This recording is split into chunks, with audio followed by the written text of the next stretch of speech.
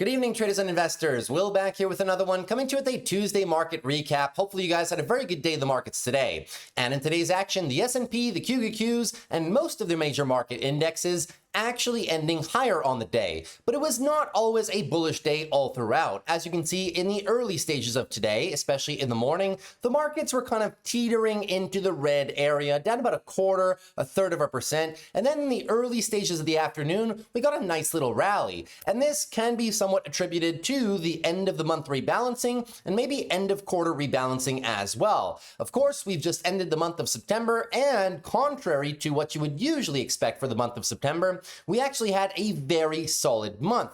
At least the statistics would have shown that September was supposed to be a red month, but this month that wasn't the case, and that's what we're kind of saying when we started the month of September as well. Statistics are nice, but unless they're 95-100% probabilities, you got to take them with a grain of salt. The S&P ending the month up 3.28%, one of its best months of September in the last 5 years, and even the QQQs. Look at the gains on the Qs for the month of September, guys.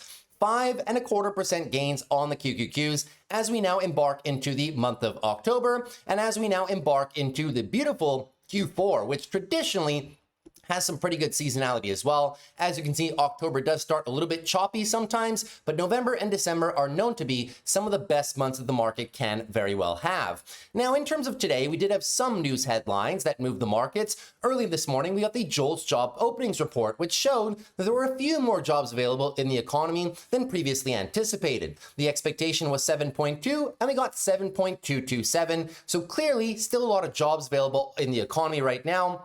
Although we will have to pay attention to the private employment claims tomorrow, the ADP jobs report, which is going to show 50,000 possible net new additions to the private sector, and that is down somewhat from the consensus of 54K. And then, of course, the big one, the non-farm payrolls coming in on the Friday session. 50,000 is your expected number versus the 22,000 from the prior month. And we are also getting the unemployment rate, which should be still 4.3%, which is additionally at historic lows. Now, other pieces of news today, which caused a little bit of drama here and there, of course, is in terms of the government shutdown. So the US government now shutting down after midnight as Congress fails to pass the funding bills. Now, it seems as though every single year we go through this in the spring and also in the fall, but only a few times does it actually result in a government shutdown. This will definitely be one of those times. So a few people had asked me before, what is going to be my view on how it can affect the markets? And I've claimed that it should be a fairly muted period of time for the markets. I'm not expecting some massive declines on the S&P or the Qs, but we could see a short-term period of volatility over the next 2 days. Now, these government shutdowns can last anywhere from a few days over to a few weeks, but we do have some statistics as to the market performance during these shutdowns. As you can see right here, in 1995, we had a 1.36% gain. Even in 1996, which lasted for 2 weeks, 2013, 2 weeks, 2018 for 2 days, and 2018-19, which lasted for 3 weeks. In every single one of those circumstances, contrary to what you might expect, the markets actually ran higher. On average, 3.19% is the number from all these government shutdowns over the past 20 years. So as I said, we could get some short-term volatility. However, I don't believe it's going to make a meaningful impact on the markets, all things considered.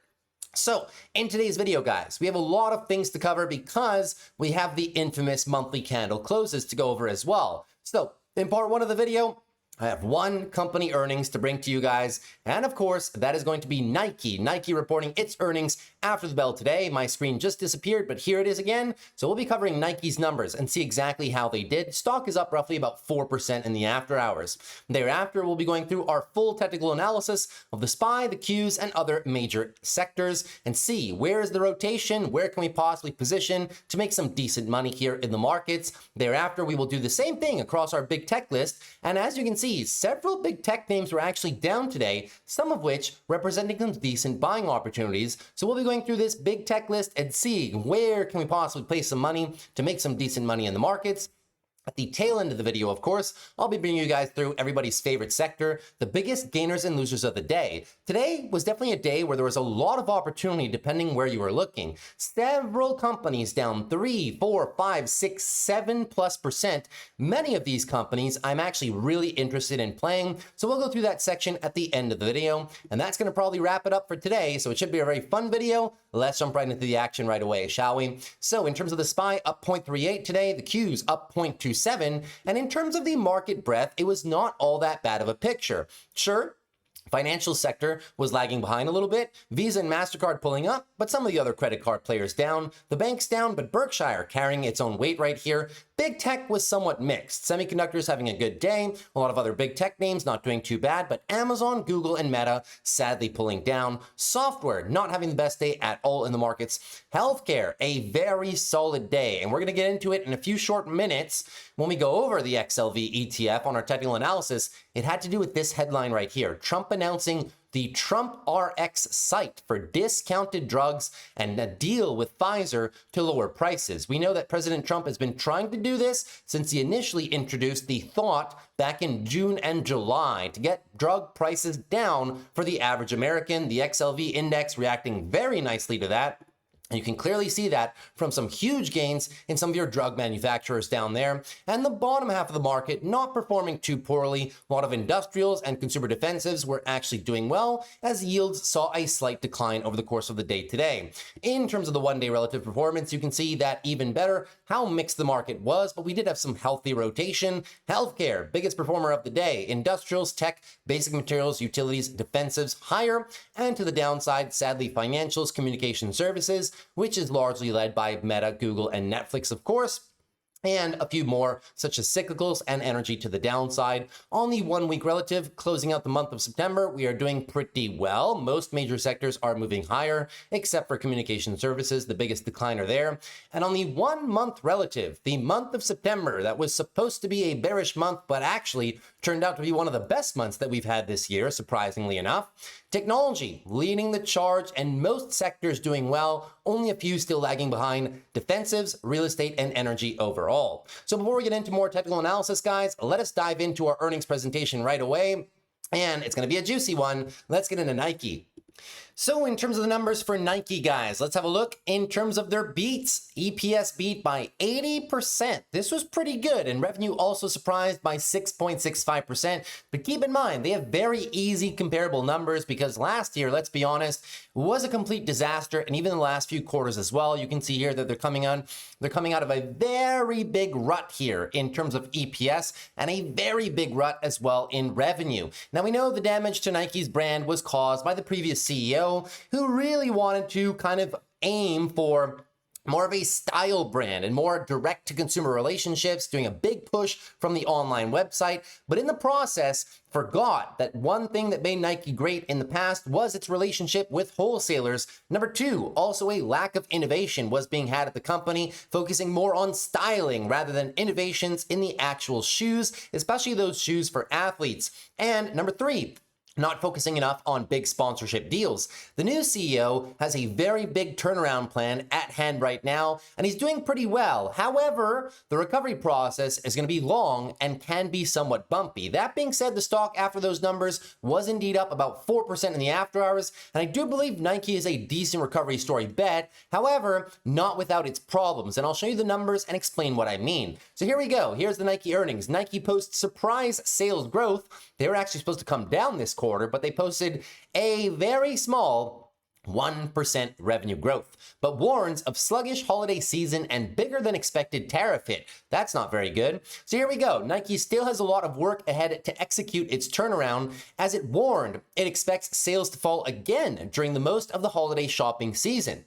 September to early December, the sales should be falling by low single-digit percentages, in line with expectations of a 3% decline. So sadly, Nike not out of the woods just yet. However, it's a sign to Nike investors that the recovery is moving along slowly, even during the busiest time for the year, busiest time of the year for retailers. Higher tariff costs are hampering Nike's effort to turn around its business. the tariff costs are now estimated to be $1.5 billion in 2026 and hit the gross margins by 1.2 percentage points. That's up from the $1 billion tariff estimate and 0.75 percentage gross margin impact that it projected in June. So the tariff impact worse than anticipated, 1.5 billion instead of 1 billion, and even more in terms of margin impact. During the current quarter, Nike said it expects its gross margin to fall between 3 and 3.75 percentage points. Not very good, but it did already guide for that type of decline. Here's what the finance chief had to say. I'm encouraged by the momentum we generated in the quarter, but progress will not be linear as dimensions of our business recover on different timelines. While we navigate several external headwinds, namely tariffs, our teams are focused on executing against what we can control, namely innovation, namely the sales pipelines and sales mix, and namely sponsorship deals with big athletes. Those are the things they can control. Sales were up about 1% from the year-ago period. Revenue rose 1% during the quarter after Nike previously said it anticipated sales would fall by mid-single-digit percentage points in the period, which is good. It's a decent improvement, but nothing in terms of a home run, of course. Still, Nike's profits fell 31%, while gross margin dropped 3.2 percentage points. Now, the net income, guys, was $727 million. Last year, 1.05. That is a 31% dip in profits. Very bad miss there by Nike, as the efforts to clear through old inventory are still ongoing. Nike's had an inventory problem now, guys, for 2 years. And this is the former CEO. He just put out too many same style shoes and also apparel products as well. The inventory built up as they could not liquidate them fast enough. And now Nike is still sitting on $8 billion worth of inventory, which is literally like 8% of their entire market cap. That's not really good at all. So, any efforts that Nike is doing is constantly being offset by the fact that they have to reduce costs on that inventory and liquidate that product. So that also is pressuring margins. In a statement, the new CEO, Elliott Hill, said the company is making strides in 3 key areas: wholesale, running, and North America. The 3 things that I talked about in the introduction. During the quarter, wholesale revenue rose 7%, trying to rekindle those wholesale relationships with places like Foot Locker or Dick's Sporting Goods, and now even announcing that they will be back on Amazon, finally.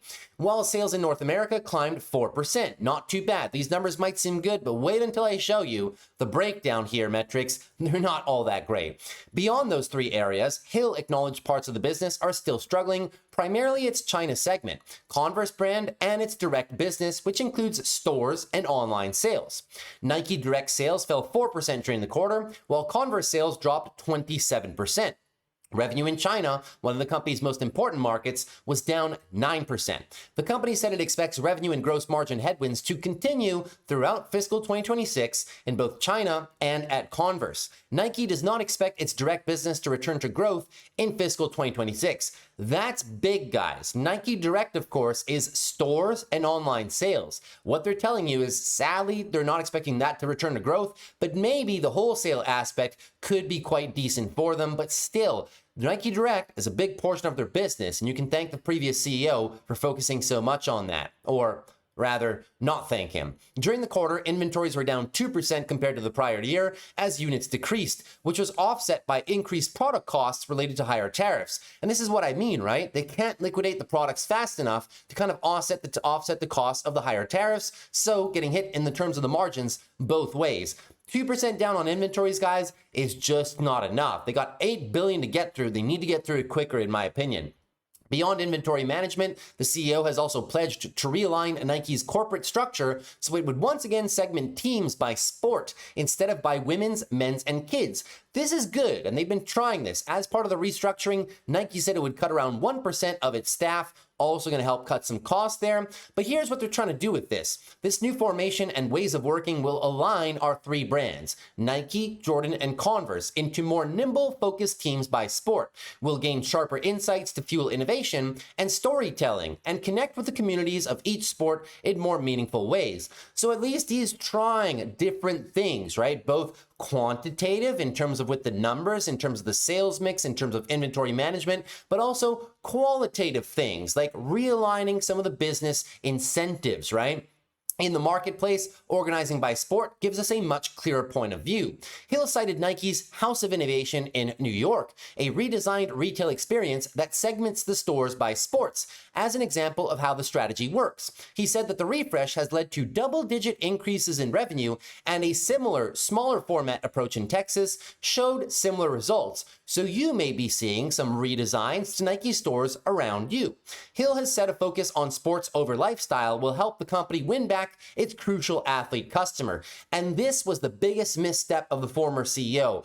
Too much focus on lifestyle and not enough focus on their crucial core athlete consumer, which is why other companies like Hoka, On Running, they've all been performing really well because, let's be honest, you guys have seen the reviews for a lot of running shoes in the past few years. And Hoka and ON's running, their running shoes are really good. They've caught on not only with styling, but also for comfort and in terms of just general performance, right? People who run a lot are now pivoting more towards that. And the new CEO is trying to get those consumers back into the Nike brand. So those are all good things. So the CEO is really trying both with quantitative aspects, doing what he can in terms of cost control, in terms of reallocating product mix, in terms of liquidating inventories. But obviously there was a bit of a headwind with the tariffs too. And now you see some qualitative aspects like some redesigns for some stores, some realigning of management in terms of different teams for different sports, and really just trying to hone in on the company's vision and get back to what once made Nike great.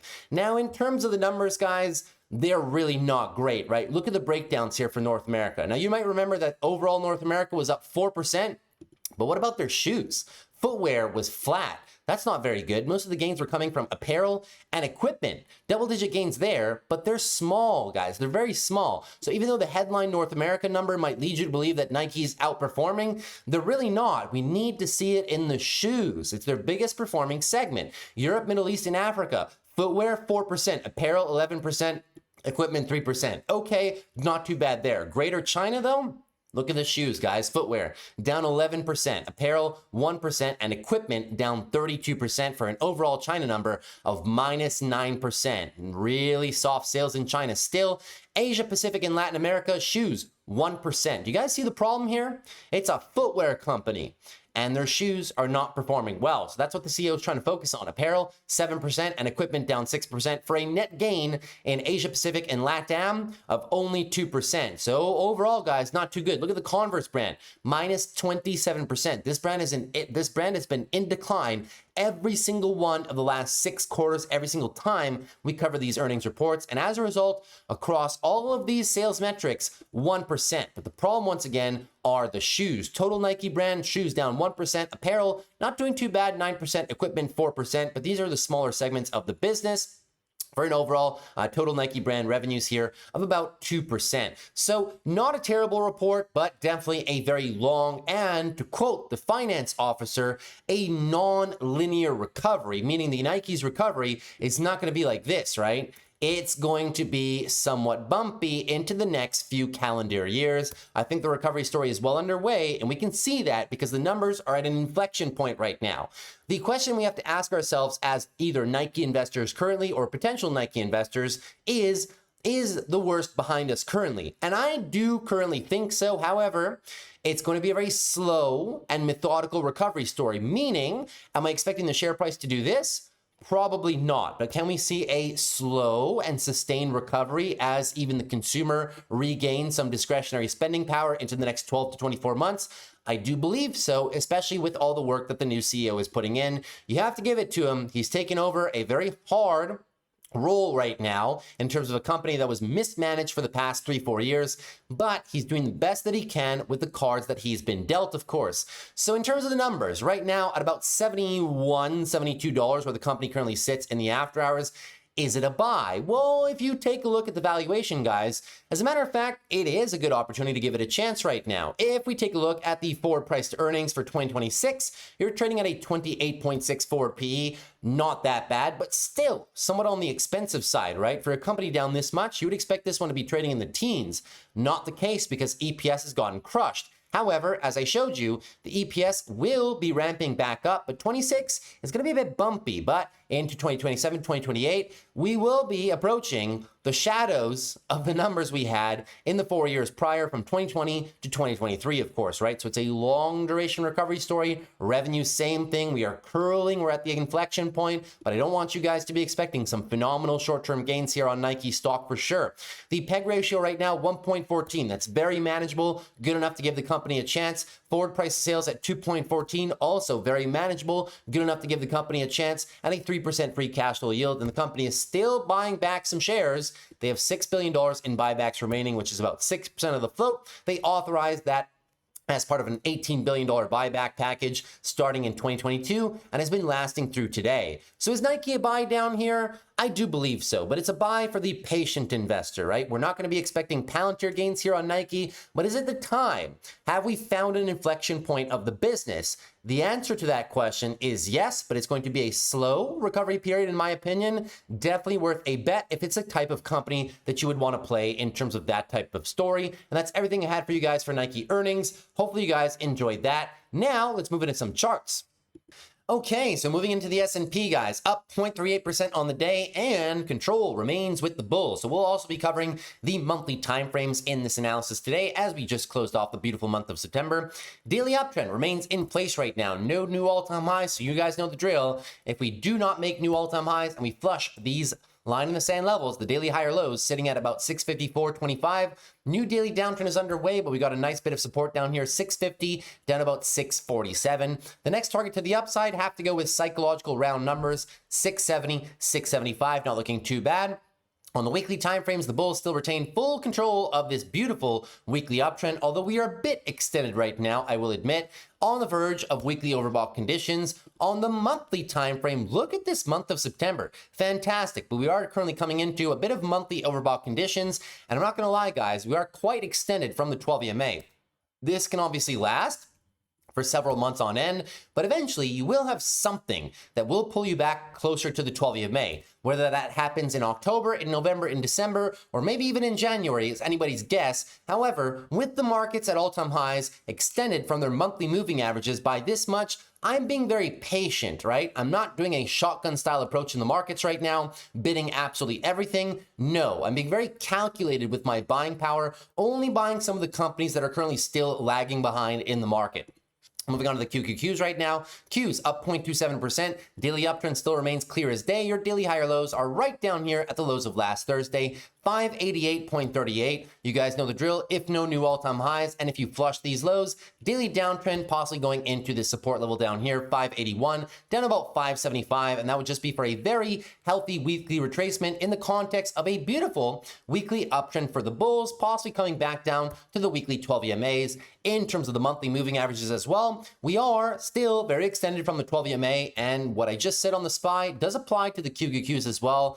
Eventually, you're going to have some catalyst that will probably bring you into the 12 EMAs. As I said, whether that happens this week, next month, November, December, or January, that is anybody's guess, of course, but while we are currently extended right now, I don't want people chasing names that are perpetually hitting brand new all-time highs with FOMO and with greed. No, you want to be playing this very logically. Play some companies that have been left behind, because we know when these indexes drop, not everything is going to drop at the same time. There will be some rotation, and possibly some of the companies that have been lagging behind, they will not get hit the most if we do have some index declines. If anything, they'll get hit the least. Maybe they even stay flat, or maybe you might even have a chance of them going up while everything else is kind of going down. We see that all the time during market corrections. Moving on to the XLF financials right now.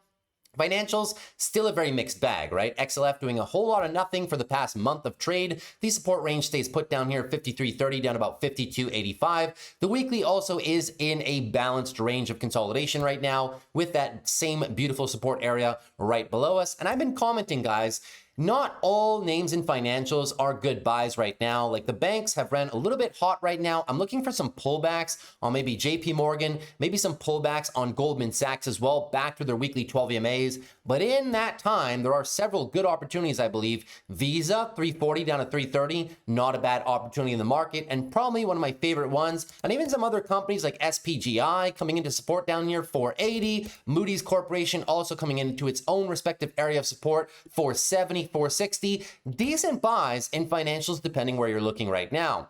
And now we come into the infamous healthcare sector, which was up 2.41%. Pretty good performance. And of course, it had to do with this headline, the infamous Trump RX website. So what does that actually entail? Well, here's a bit of news about the deal with Pfizer.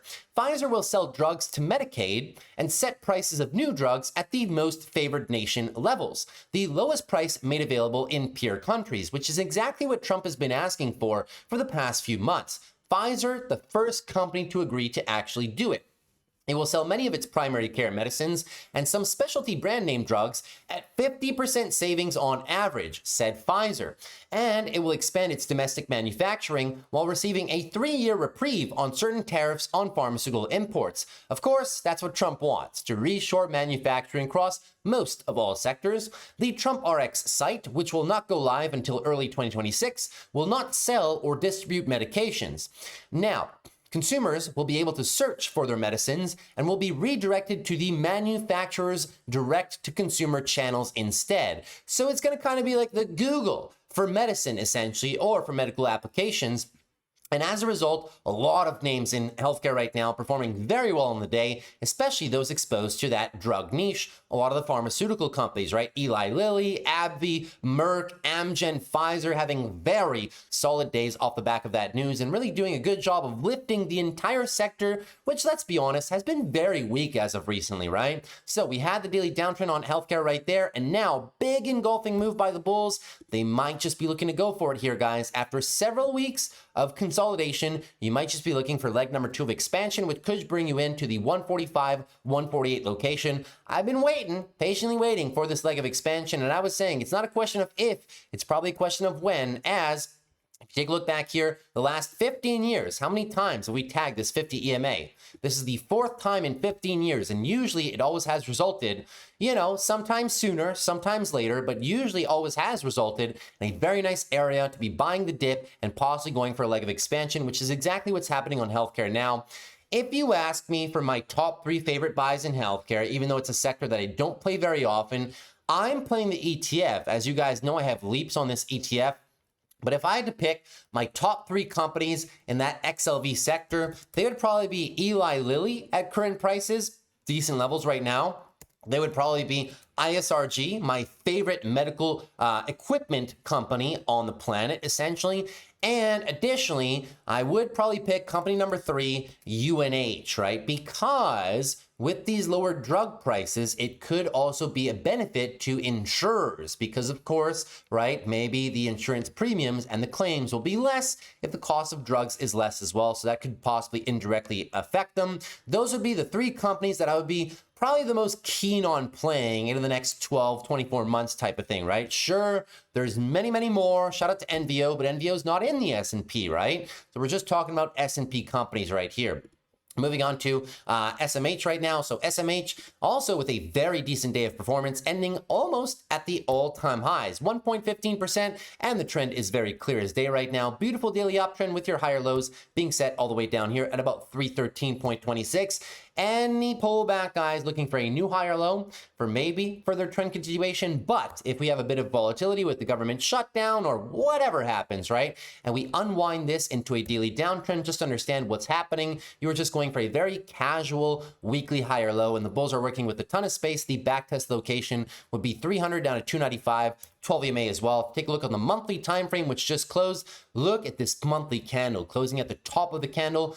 12.43% month during the month of September. However, we are extended right now from the 12 EMA, let's be honest. So on this as well, right, what I'm playing in terms of semiconductors are certain of the companies that have either been stuck in ranges. Shout out to NVIDIA, right, which we've been talking about for a while, or shout out to AMD, which we've been talking about for a while as well, or maybe starting to play some of the companies exposed to the consumer segment of semiconductors that have been lagging behind, right? Names like perhaps Texas Instruments. I know they're not the sexiest names, but a lot of these are into support levels. Maybe Texas Instruments, maybe names like Qualcomm, maybe names like Marvell, maybe names like onsemi. They're not my favorite names, but I'll be exploring them more and more as we move into Q4. Moving on to the other indexes right here. If you take a look at the IWM Russell, so the Russell not performing too poorly today, up about 0.14%. It's a battle right now, right? Your daily higher lows are still set down here at about 236, 237. This level right there. If you flush this without any net new highs, daily downtrend will be underway, and you will just be looking for a bit of weekly consolidation, which could send you back down into the key area of support, 232 down to 225, which is the previous area from back here, previous all-time highs, a big resistance range from back there. All of your weekly moving averages are currently sitting there too. So building a position on the Russell, starting here and averaging into these areas as we seek for weekly higher lows and possibly also seek maybe for monthly pullbacks to go for the good old, what is this? The good old cup and handle pattern formation could be a very interesting trade. Closing the monthly candle pretty well, very close to the brand new all-time highs. But as I said, any pullbacks, right, could be a very interesting opportunity to further build our positions on some of the growth names. That's everything for the overall market rundown. I will spare you the VIX, the yields, and TLT today. We talk about them every day. They haven't moved, and we'll only bring them up now probably about 2 times per week, maybe the beginning of the week and the middle of the week, just because they just don't move so much, or any big moves in the VIX we'll talk about. Speaking about gold, though, gold, man, what an absolute monster, right? Yesterday on the Tuesday session, again, putting in a 0.64% gain. So who controls the timeframes here? Clearly the bulls, but are we extended? The answer is yes. We're extended on every single time frame. We're overbought on the daily time frame, or 81 RSI. We're currently overbought on the weekly RSI, approaching 80. We're overbought on the monthly time frame, 90, which is the highest RSI read, guys. The highest one since 1979. So it has to be notable to you how extended we are on gold. But look at this monthly candle close. It just really shows that possibly we might be looking for even more, maybe a push to 4,000 and then maybe cool off all the time frames together, but it's very tough to speculate on that basis. The best we can do is follow the price action. The bulls are in full control, controlling this 12 EMA short-term momentum indicator. 37.20 is your higher low, just expecting a new higher low for possible further price continuation, but be very careful. Gold is very overbought right now, and in my opinion, very tough to start a swing trade up here. The best location, we were talking about it during this entire period of market consolidation. This was a nice bull flag, guys, right? Even on the monthly, it was a nice accumulation period. Easy stop loss location down below there to prevent unwinding into the 12. And any positions accumulated there, guys, should be looking to take profit on possibly as we move up. We are clipping out of our gains on some of these positions, but gold excessively strong. Moving on to Bitcoin right now. So Bitcoin on the Tuesday session, roughly flat, right? This is currently the next day's candle we're underway right now, but still roughly flat, right? Daily downtrend into a nice engulfing move. Will remain to see whether or not we can reset the daily uptrend. Looking not too bad. Overhead resistance right now, 117 up to 120. On the weekly time frame, it just shows a little bit of decent higher lows and going for the weekly uptrend attempt, but we will need a break of that resistance to really confirm that. And when we do confirm that, if we confirm that soon, you might just have your monthly higher lows set and possibly looking for another leg of monthly rallies. But as of right now, Bitcoin is still trapped between two levels, trapped between overhead resistance and below support, 107 down to 100. And you guys know it best. If you come back down there, I'll be building some positions every time we've come down there in the past 2 months. I've been building positions under 110, looking to ride those higher. If it gives me another opportunity, I will build more, and also selling puts down there, a decent proposition too. In terms of Ethereum, same concept, daily downtrend. The bulls are looking to get together some sort of a daily uptrend shift, but nothing concrete as of just yet. The weekly timeframes show best what's happening here. Not looking too bad. Weekly downtrend into support, 4,000 down to 3,700 is still the level whereby we can possibly accumulate some more positions. It's just very logical. And on the monthly timeframes, same concept, right? Beautiful engulfing move. You got the breakout. You might just be getting the monthly retest. It's happened once in the past few weeks. If they give it to us again in October, it could be interesting. Whether you call this a monthly breakout retest or a cup and handle, I would agree on both fronts. Both looking good for some further expansion on ETH, but might just not happen right away. That's everything for your overall market rundown, inclusive of the monthly time frame breakdowns. Now let's get into some big tech names. So we're going to run through these quickly because some of them haven't changed. Well, I guess I'll just run through the ones that haven't changed quickly, and the other ones I'll kind of spend a bit more time on. So Apple right now, guys, very simple. No trade location for me. The bulls are looking strong, but your higher lows are right down here, 251. Lose that without new all-time highs. Daily downtrend into possible weekly consolidation.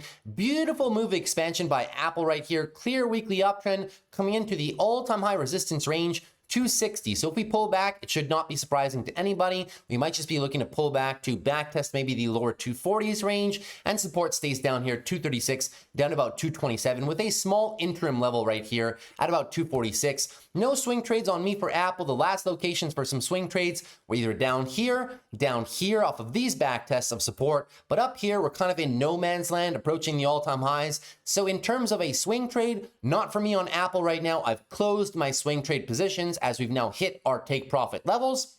But if we are holding long-term stock, this one just remains a hold for me. It's not a buy right here. It's arguably not a sell either. It is just a hold for some long-term positions, and Apple looking pretty good. Those iPhone 17 sales are really carrying the stock higher.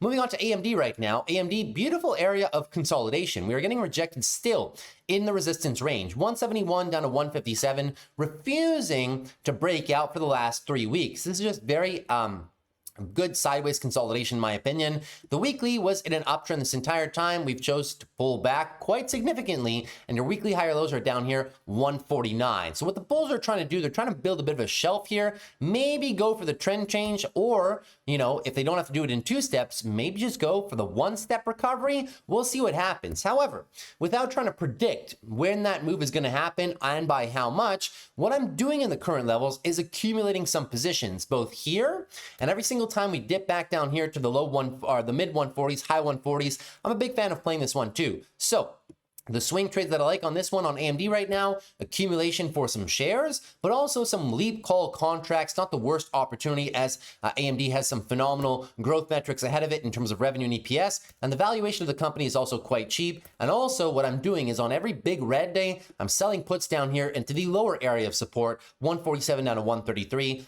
On the monthly time frames for AMD, guys, the chart is clear as day in my opinion. You are just looking for a new monthly higher low, possibly perfectly into support, and looking for the eventual expansion that might occur into Q4. So AMD's monthly chart is looking really good. Breakout retest or monthly cup and handle looking very strong on the monthly time frame. Monthly provides the most clarity in my opinion. Moving on to Amazon right now. Amazon with another down day, 1.17%. Still struggling, but the bulls trying desperately to hold on to this area of support, right? 218.5. Have not lost it just yet, but we are, right? It is not looking the best for Amazon stock right now. The line in the sand still remains a bit down there. If you break that, daily downtrend continuation will head us into the support range below, 212 down to 206. It's not the strongest level. It's a bit of an intermediate level, but still, there's a couple big moving averages sitting down there, such as the 200-day EMA at about 212. Amazon at these current levels indeed is a buy for me. It's a buy all the way through the lower 200s. The way that I'll be still playing this one is leap call contracts to the upside, shares for my long-term portfolio as well, and continuously selling some short puts below the market, as Amazon right now, guys, is still one of the stocks year to date that's been lagging the most. That used to be Google, no more. It used to be Apple, down 20% year to date just about a month and a half ago, honestly. Amazon still lagging a lot of its sector peers year to date, right? Only up 0.08% for the year. Very soft. In my opinion, I do think Amazon is next up to have a very big rally as part of the big tech cohort. In terms of our monthly candle closes right here, I mean, the monthly candle close, not the most inspiring, right? However, the bulls, a lot of space off the lows, and we are just still looking for some monthly consolidation. So if October brings us into more monthly higher lows in the lower 200s, I'll be a big fan of accumulating there too, as I do believe if we come down here a bit more, the resulting leg higher could be pretty juicy, guys. I'm not expecting Amazon to go on a multi-month decline. No, just a bit more consolidation and then possibly looking for a nice expansion higher, as all the lines of business are performing quite well. Moving on to Google stock right now. Google down a little bit today, 0.33%. The bulls recovering a lot of that into the end of the day, but daily downtrend at this point is clear as day, and we have lost the 12 EMA in a substantial fashion. We'll see if the bulls can get it back tomorrow, but we haven't lost this 12 EMA in like 3 months, so it has to be notable to you what's happening right now. We were coming out of big daily overbought conditions on the RSI, cooling those off. And we are also in very big weekly overbought conditions on the RSI too, cooling those off at the same time. Possibly if the weekly consolidation continues, we might be heading back down into the 230s or high 220s, waiting for this 12 EMA to catch up. It's the closest indicator that we have because the bulls didn't really do a good job of setting much support areas on the way up. So as of Google right now, what am I doing? Well, I'm not really buying any more shares, just being honest with you. Maybe if it comes back down to the mid 220s, swing trades on Google right now as well. I think you're pretty late, guys. I'm not saying it can't go up more. It definitely can, because the valuation, even at 225, is pretty decent, right? Google stock is even up here at 243. Arguably cheaper than a lot of sector peers, but it's the technicals, right? The chart is very extended right now, so I'd be a fan of playing the pullbacks. Very tough to load the boat all the way up here. The time to do that was kind of down here, and we were very clear about that on the channel for a very long time. The monthly timeframes show a very strong monthly candle close, but also show that we are very extended from the 12 EMA. And Google usually does not run that extended from the 12 EMA without some form of a pullback towards it in the nearer term. So please keep all that in mind when you are contemplating what to do with Google. Long-term position for me, I guess it's a nibble up here. Definitely not a sell, but it's mostly a hold for me at this point in time. Moving on to Meta right now. Meta with another very poor day. And that is because they announced a big deal with one company that was up huge on our other list right here.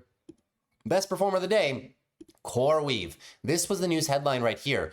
CoreWeave jumped 12% after Meta unveiled a $14.2 billion cloud computing deal. Now, one of the reasons that Meta's been down recently has been the concern surrounding Meta's CapEx spending, right? We know that this is not Meta's first foray into spending problems. Shout out to 2022. And all this bearishness kind of started after their earnings when Mark Zuckerberg was going on a massive hiring spree, paying some of the top engineers, trying to poach people for up to $1 billion a pop, right? And they've really been spending a lot of money on that CapEx.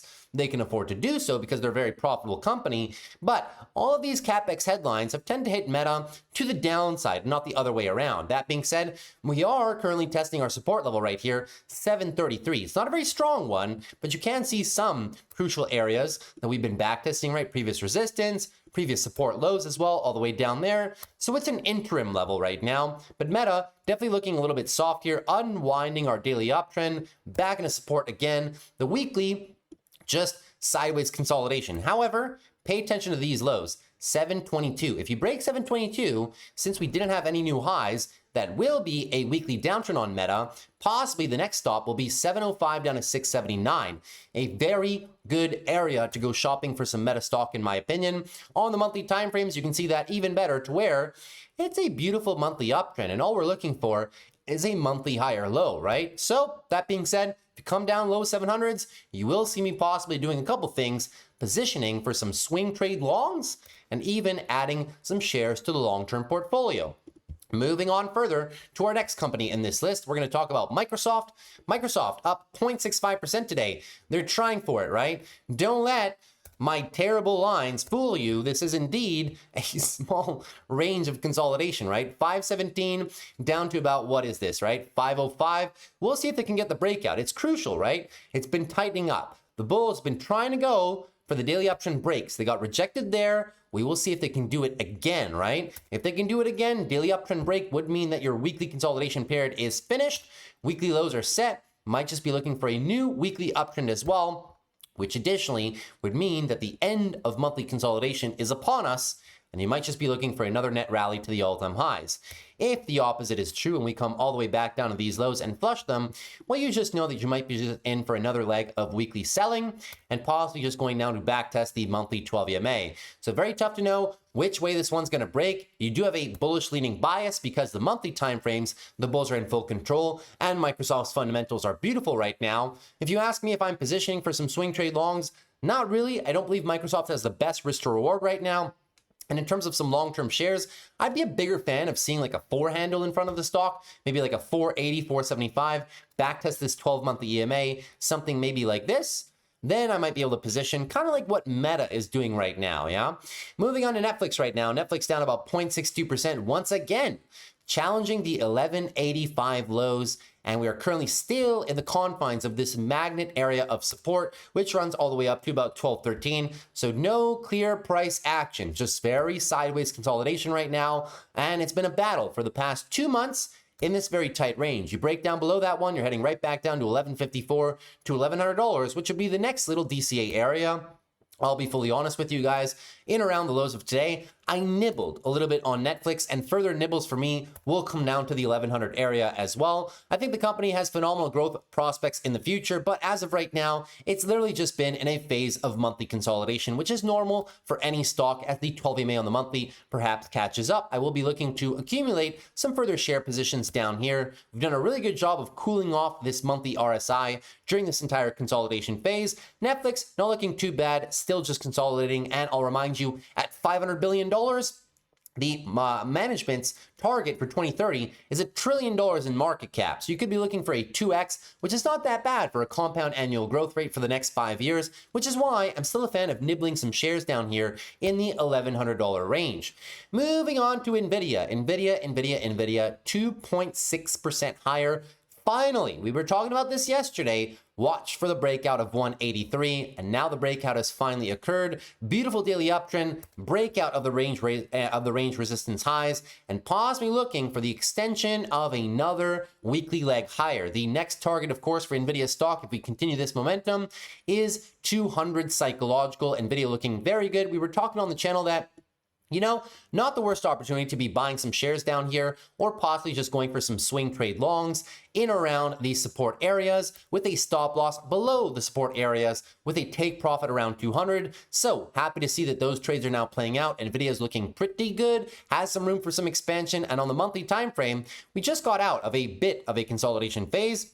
Now, might just be looking for an expansion one into Q4. Their earnings were fantastic, and we said this after earnings, which is why I've been playing NVIDIA so much after these earnings. Every dip into these lows, I was playing NVIDIA short puts under the market. We made some decent money doing that in the process, and now the long shareholders are benefiting as well in around that 175. The valuation of the stock, as we were saying, was not terrible, so it was definitely a nibble, and nice to see that NVIDIA is actually moving higher.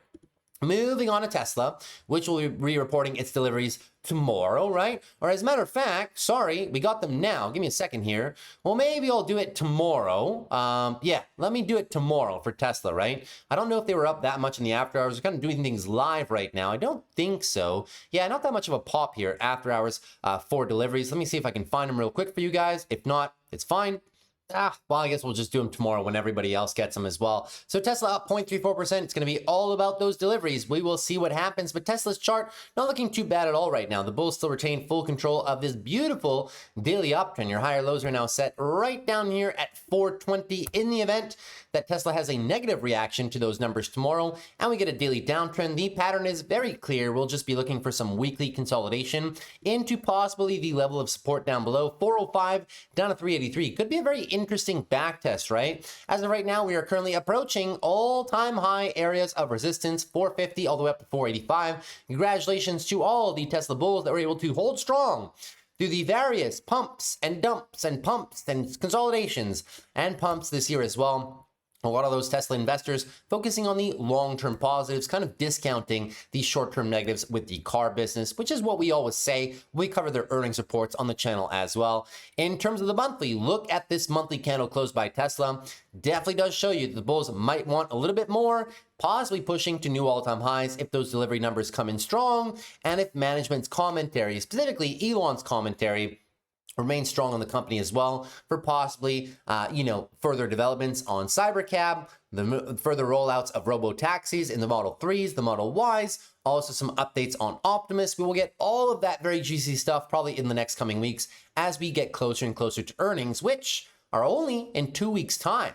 Moving on to Palantir right now. Palantir, very strong day, 1.99%, 2%, let's call it, but still no relevant price action breaks to the upside. The bulls are still looking good for some follow through. If they do get it, you're going for the all-time highs, 189 and then maybe 200 psychological. However, if you flush 174 down there, daily downtrend, and you're just going to be looking for a bit of weekly retracements, right? Possibly down to the 12 EMA, something that the bulls have done a phenomenal job of holding on to essentially for the past 5-6 months at this point. So Palantir is looking very strong, tough to position up here for any swing trade longs or any long-term positions.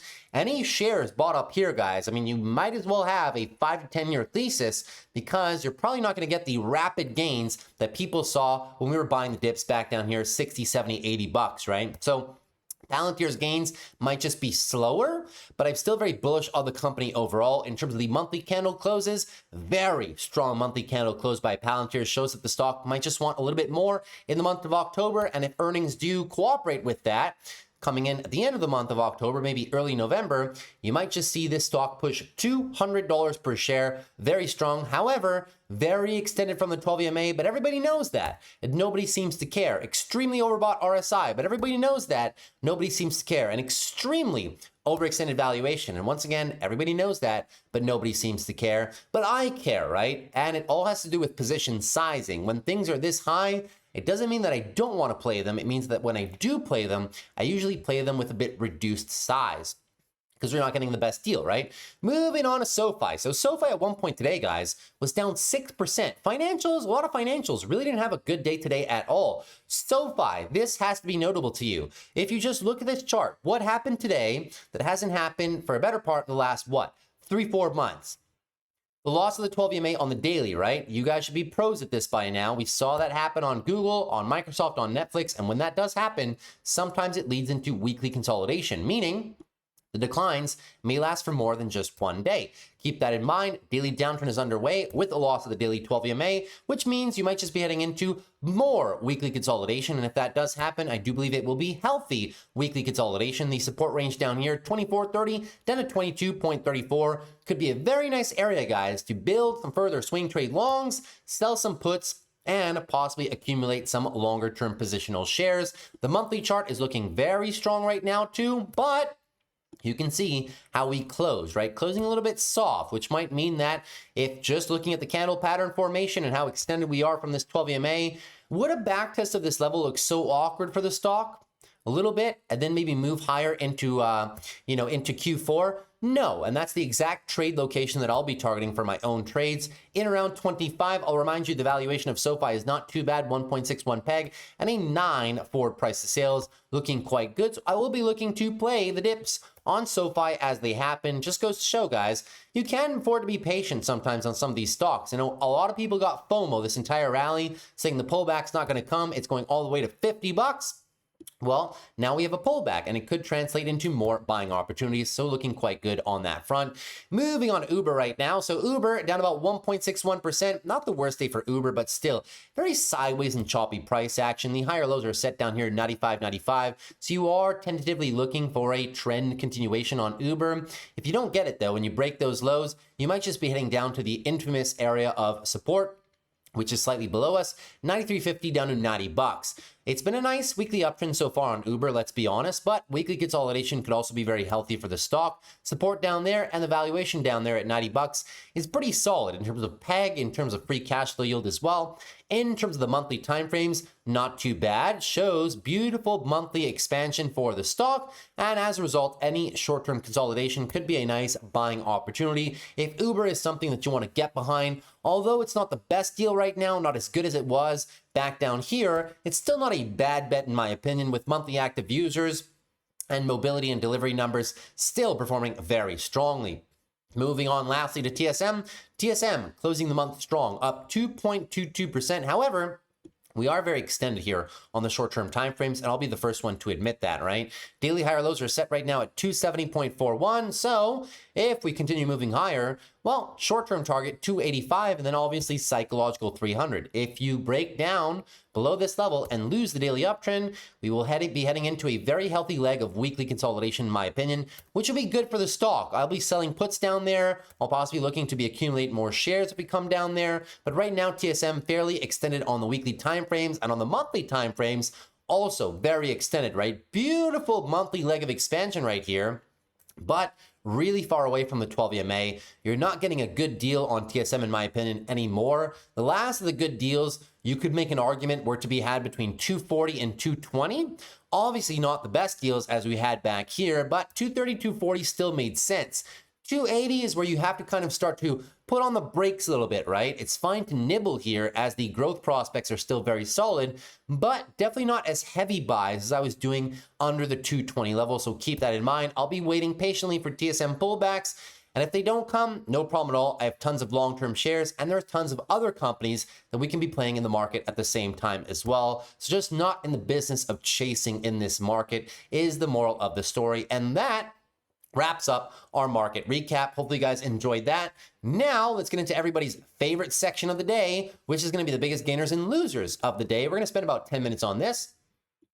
All right, so moving into our biggest losers first, going to take a look at DraftKings real quick. So DraftKings, unfortunately, suffering a 12% decline here after one of their competitors has launched some competing products, which obviously is affecting the company negatively. I don't talk about DraftKings often. It's one of those sin stocks, and the revenue and EPS pipelines are a bit lumpy because we know that gambling is not authorized in all of the 50 states. However, that being said, coming into support level right now, 36. If I wanted to play short puts on this one, probably going to play this one in the lower 30s range. Not my favorite company, but I know a lot of you guys look at it, and that is the range that I'd be looking to possibly play. Moving on to a stock that I have in my long-term portfolio, Mercado Libre. Mercado Libre down 7%, unfortunately. Now, this is a very beautiful opportunity, in my opinion, to add to some longer-term shares.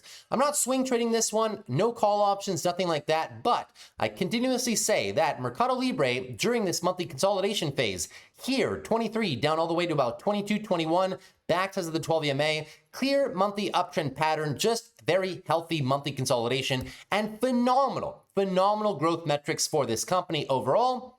If we're looking at a PEG ratio, price to sales, everything. Look at these growth numbers and monthly active users. Very strong company, one of my favorite companies to keep building a position in terms of long-term shares, especially one of my favorite companies outside of North America. All analyst targets well above the stock for good reason, because that growth is ridiculous. Look at the EPS ramp here, guys, coming in the next few years, and the revenue ramp is staggering as well. Mercado Libre, probably one of my favorite bets right there.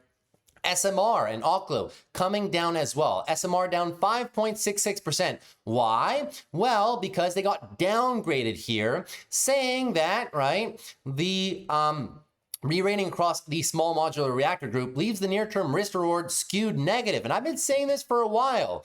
The valuations now embed deployment ramps and discount rates that we view as unrealistic at this stage of SMR adoption.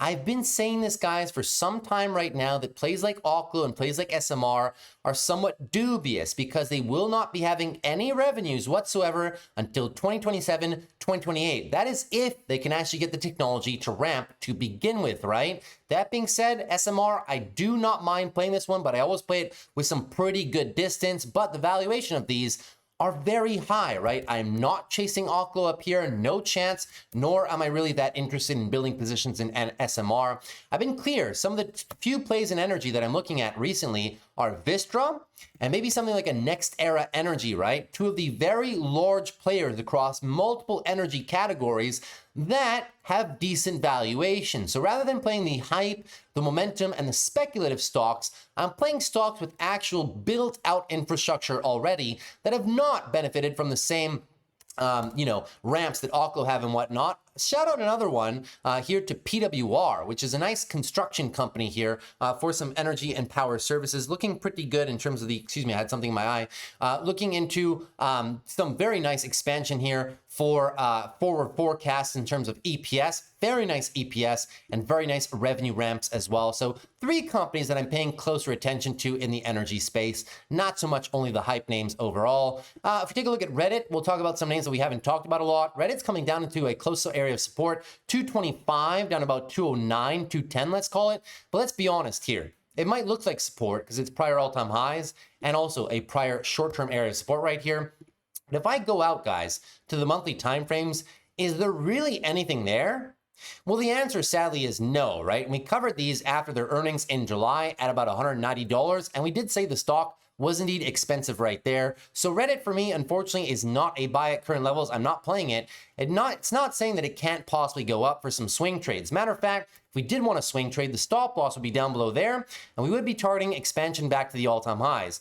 But for a longer-term position on Reddit, not the biggest fan, which is not the same thing that I said when it was back here. Back here, I was saying it's a very decent bet for the long term because the compound annual growth rates and the valuation down there makes sense. But eventually, it starts to not make sense, and that's when I don't play them anymore. Now, we had some declines right now on the buy now, pay later solutions. Klarna down 4.66%. Not a big fan of playing Klarna, and I'm also not a big fan of playing Sezzle either. No, I'm going with the best player of the group, in my opinion, which is Affirm. Affirm was down 4.5, and we're coming back into support right now, 70 all the way down to 62. Why am I not playing the other ones? Well, because Affirm has the best delinquency rates in the industry overall, and in my opinion, has some of the best merchant partnerships that are the most accretive to Affirm's business, right? Klarna may have more clients, but they're not profitable, right? In terms of the client partnerships that they have. Every single one of Affirm's deals is very accretive to the business, which is why it has the better profit margins. It's closer it just hit profitability, but the profitability ramp will be quite substantial as a result, and their earnings, we covered them, were fantastic. So I'm a big fan of playing some Affirm shares down here, possibly going to reload my call options that I sold after earnings, and also selling some puts in this area. I'm a very big fan of, as at 80, the valuation is decent. So down there at 70, take 10% plus off these valuations. Pretty decent valuation for a high growth company and something exposed to consumer recovery, but also interest rate macro tailwinds for the next 12 to 24 months. Moving on to another company that we don't talk about that often, but could be interesting for some analysis, Spotify. We covered this one after earnings. Decent company, but we did say at around 620 where they were after earnings that the valuation was a little bit high, right? Even for this phenomenal company. That being said, if for whatever reason I see Spotify again back down here closer to its 200 EMA, 640 down to 610, maybe you might see me take a bit of a swing trade position. That would just be a very logical monthly breakout and maybe retest of that location, coming closer to the 12 EMA, something that Spotify has done a few times in the last 2-3 years of ramp. And that's the area that I'd be wanting to play it, not so much all the way up here, as the valuation is a little bit stretched, even though it is a fantastic company. Nobody's saying the contrary, right? Moving on to something like a HIMS. HIMS was down 4% today, but we know HIMS goes up 4%, down 4%, up 10, down 12, all over the place, right? Key area of support, 52.60, down about 49. If we pull back a little bit lower, you might see me selling some put options under the support range, as I do believe under 50 bucks. The valuation makes sense for forward growth, right? Especially in terms of price to sales. The company is currently trading for about $13 billion.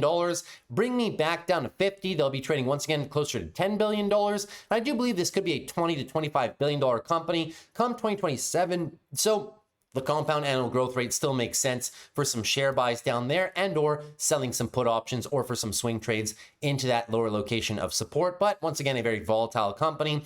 Rocket Mortgage. Rocket Mortgage is one that I want to play more and more of in the next coming few weeks. If we do start backtesting down here, 18 to 17, guys, is the location. I'm just looking for a casual retest down here of support on the weekly, but also at the same time, it'll just be a little bit of monthly consolidation. So I'll be looking to build some positions on Rocket if they offer it.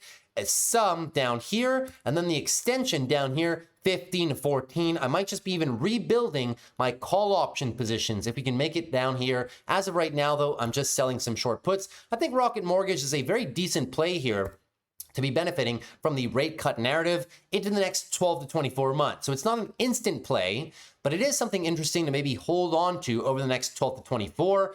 On a PayPal right now, the stock that just doesn't move. PayPal is one for me that whenever we have big red days, I always explore the possibilities of selling some put options down here in the mid 60s, but it's been a dog, right? No matter how cheap the valuation of this company is, it just doesn't seem to want to expand. So it means that it's not the best company for some upside longs, but it's an interesting play to play the wheel when we come down into the support range overall. And I think that has to do it. Well, maybe we can touch upon this one. The most hated software company of them all, CRM, Salesforce, guys. We said this after earnings, right? It's not my favorite ERP software platform out there. that would have to be ServiceNow, but it is one that has a very compelling valuation right now, and I do think the sell-off on this one is a bit overdone and overplayed at this point. At 240, the forward valuation is not too bad. We covered it after earnings early September, and I do believe it is worth a bit of a position now under the 200-day EMA. So building something on Salesforce from here, maybe down to the lower 200s, probably will be rewarded into the next 6-12 months type of thing, but this one has just been moving notoriously very slow today. That's it for our biggest losers of the day. Now, if not, we're going to spend all day on this one, right? Into the biggest gainers of the day. CoreWeave, we talked about it, right? Big deal with Meta Platforms. And I've been saying this, right? There was so much emphasis on NVIS, on Iris Energy, and with good reason, because those companies are putting up great numbers, big partnerships, and had decent valuations. But another one that was somewhat hated was CoreWeave stock, and we were very clear that we were building a couple different positions down here on CoreWeave. Number one, were leap call debit spreads with ridiculous risk to reward profiles. We're now up some very decent money on that. A lot of our Discord members are making fantastic returns on those, and also building some share positions. Those are up well too. It doesn't seem like it, right? But CoreWeave from the bottom to where we are right now is up 61%. We're currently challenging resistance 144 to 135 and support below 125 down to about 113. Now, that being said, is CoreWeave still a buy at the current numbers right now? Yes, but if you have the longer term thesis for expansion, right? Because right now, this is a take profit area for shorter term swing trades. It's into resistance. The next take profit zone is obviously in the 150s. However, if you have a long-term thesis, such as me, for my leap call options or for my long-term shares, 2028, share price potential is very clear in my mind, looking at the mid 200s all the way up to the 400s for base or bear case scenarios at 10 or 5 price to sales. And the meta sales is going to get this company possibly even better metrics. So the fundamental thesis on CoreWeave is very clear if you're able to look through the debt, which they'll probably be able to work through in terms of refinancing, and if you're able to look through the infamous insider selling narrative, which I do believe is temporary in nature. Moving on to VRT, Vertiv Holdings, solid company. I mean, I don't talk about this company a lot, but it is a very solid player in the data center space.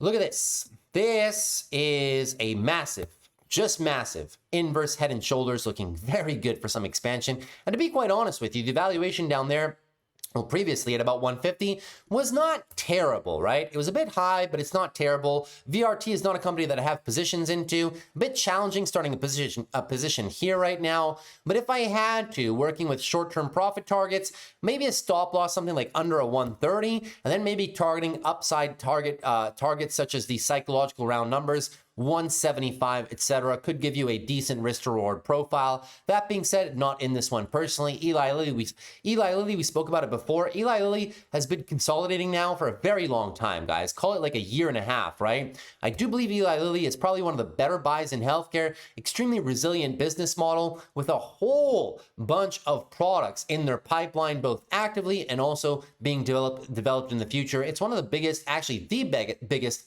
pharmaceutical company on the entire planet. And I do believe this is a nice area to be accumulating some shares if this is the style of company that you like.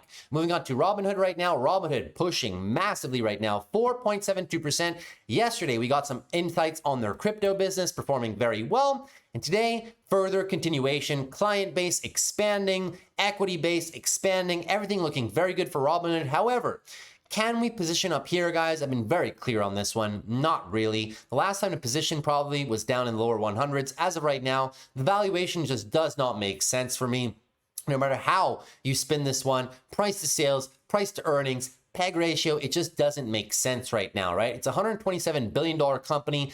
I know they're expanding lines of business extremely rapidly, but keep in mind, right? For $127 billion of a company, you're only making how much in revenue into next year, even 2026?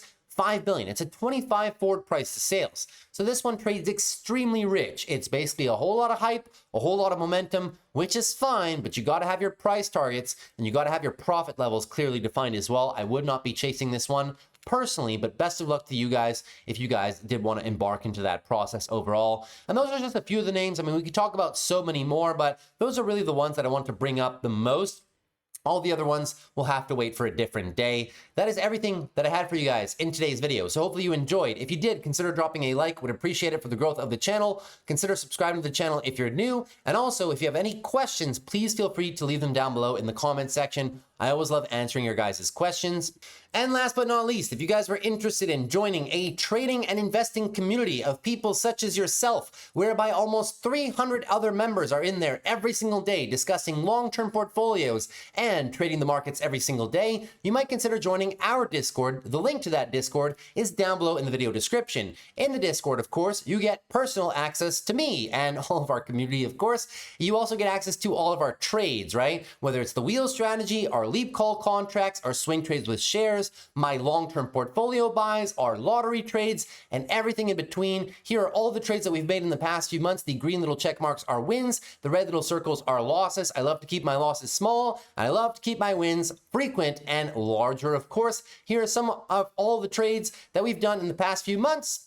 You get access to all those. You also get access to our private morning live streams. Every day I stream live for our Discord members at the market open for about 2 to 3 hours, whereby I trade live and I also answer all your questions on your stocks, your options, and your long-term portfolios. It's a great time to interact with me, ask me questions directly, and I can help you out by using the charts, using the options chains, and giving you guys more real-time and more deep answers as well. If you can't be there, they're always recorded. You can also ask me all your questions in our chat rooms throughout the day. You also get access to our private video educational section, where I have videos on technical analysis, fundamental analysis, how to build a trading portfolio, how to build structure within that trading portfolio depending on the size, how to build long-term portfolios, and what I look for in various companies, and so many other educational videos on option strategies as well. Our members really love that section. It's a very big section of the Discord. And lastly, but not least, you do get access to all my watch lists and all my technical analysis. Whenever you guys see support resistance levels on the chart, whenever you guys see earnings breakdowns, you get to copy paste all of those. It's super easy. Couple clicks of some buttons, 15, 20 seconds, you can copy all of my watch lists and all of my charts and have everything that I have right there. It's just a nice little added benefit. If any of that interests you, well, the link for the Discord, as I said, is down below in the video description. Hopefully I get to see some of you guys in there in the near-term future.